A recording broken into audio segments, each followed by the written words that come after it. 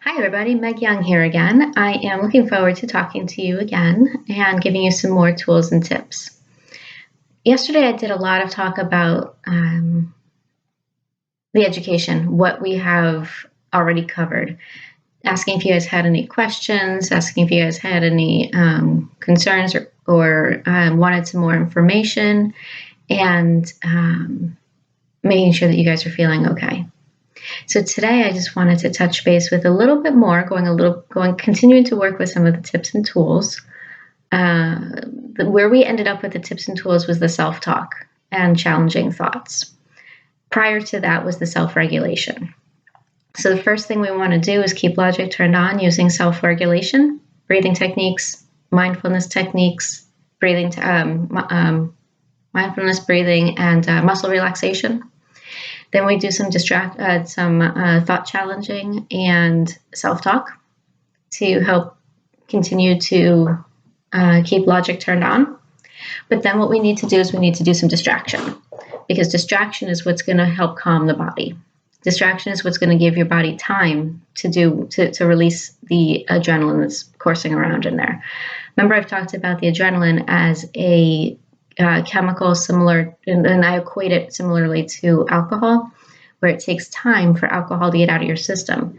You can drink water and you'll feel better, but you're not going to get the adrenaline, you're not going to get the alcohol out of your system that way. Time is the only thing that gets alcohol out of your system. The same goes for adrenaline. The only thing that takes the adrenaline out of your body is time. Doing the breathing techniques is helpful. Doing the mindfulness techniques is helpful. Doing the self-talk is helpful. But the only thing that takes it out is time. So that's where I lead into today with it, which is distraction techniques. And the distraction techniques are absolutely anything that you want to do, as long as they get you out of the feeling you're in right now. So if you're watching a show, if you're watching The Walking Dead. If you're watching The Walking Dead, you may or may not actually be distracting yourself. Whereas you might like The Walking Dead, it also has to do with a global pandemic, so it may or may not actually make you feel better. It might actually keep some of the adrenaline in your body, because what happens is these two memories are attached only because of all these other memories in between. So even though zombies and flu, basically, from COVID-19, which isn't really a flu, but I don't really know what else to classify it right now. But even though zombie apocalypse and COVID-19 are very, very different, they have enough similarities. And because they have, with the pandemic, with people not doing well, with a lot of people dying, so whereas they're very, very different, the brain still makes connections. It's kind of like, if you go, you remember something that looks familiar, somebody that looks familiar. You see an actor, you see a person on the street, and you say, "You look familiar." The brain made a connection there. It may or may not be that person. I remember standing in line, I don't know, a couple year ago, I don't remember exactly how long ago. And my husband actually said that somebody in line looked like an actor, and he really did. He looked very, very similar to this actor. And the gentleman said that he gets that a lot. The facial structure that he had looked very similar to this actor. Obviously it wasn't, we could tell that it wasn't the actor, but the memory of the actor came up because he looked similar enough.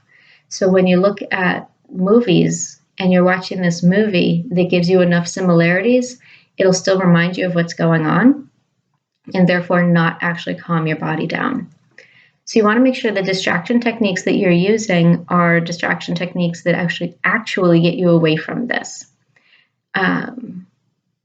Mindfulness is a great tool, but that in and of itself is not always an easy tool. Mindfulness is being in the moment non-judgmentally. A lot of people can do it when they're doing dishes. So instead of letting their mind wander all over the place, they bring it back and say, okay, what does this soap smell like? What does it feel like? How warm is the water? What do I see on the plates? Do I see any food left on the plates? What color is the plate? What texture is the plate? Can I remember what I ate? How it tasted while I was eating it. Doing the five senses with doing dishes. Same thing if you go for a walk and you say, from this telephone pole to this telephone pole, I'm going to think about only what I see. From this telephone pole to this telephone pole, what do I hear? As you're doing that, I know you're going to have other thoughts that come into your mind. In and of itself, that's okay. Thoughts are part of meditation. Thoughts are what we do. Our mind is going to keep going. But what we want to do is we want to put those thoughts that are not what we're trying to think of right now, put those thoughts on a leaf, imaginary leaf, on a stream, and just watch them go. It says, oh, I'm thinking about this. I don't need that right now. Or put them in a balloon and let it go into the sky. I don't need that thought right now. What I'm thinking of is really important to say what I'm thinking of is instead of I don't want to think about. Because when you're saying I don't want to think about, you're really still thinking about it. So you want to think about what you want to think about, not what you don't want to think about. Distraction can be exercise. Distraction can be movies. Distraction can be playing with your kids. Distraction can be anything that you are doing that is getting you out of the mindset you're in right now or thinking about what you're thinking about. The best way to do mindfulness, I'm going to bring it right back again, is the mindfulness. If you're going for a walk and the only thing you're thinking about is how much you hate this walk and you might as well have stayed on the couch and why'd you even bother with this walk, that walk isn't going to make you feel any better. So you want to focus on what it is you're doing. Distract with a purpose and distract mindfully. It will be tough at first and it will help.